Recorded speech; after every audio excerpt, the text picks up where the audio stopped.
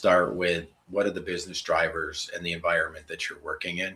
And a lot of the what it takes to get to a secure organization, it's generally not the technology per se, although that's a component of it. If you're really trying to get to a place where the organization is truly secure, you're many forget about the people aspect of it, the culture aspects of the organization, and really trying to be aligned on that across the business and across those stakeholders. And so really taking the time to spend with those stakeholders to understand, A, what do they care about? B, like what are the critical assets of the organization? If you haven't really defined that, and then from there understood what their risk tolerances are. Because, as cybersecurity professionals and IT professionals, you can think of a long list of potential threats that could potentially, target a business or you might fall victim to.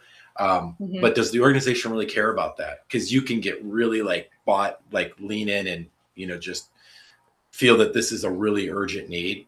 But if the risk tolerance levels are not aligned, then something that you think is important, and then when you could just be deflated from the fact that the company and the business won't invest in the solution for that, right? And obviously there's models for doing risk analysis and what's the annual loss expectancy, like the exposure, and how likely would this be to happen, and you get all into the weeds on that. But if you're working for a company that's just trying to keep the lights on, they have to make really difficult decisions about how they spend their resources, how much time they spend on anything. So I think that's the first piece. Like, you have to be fully aligned to the culture of the company and fully aligned to the risk tolerance levels of the folks that are really going to be driving your budget and giving you the time and resources that you need to be successful. I think if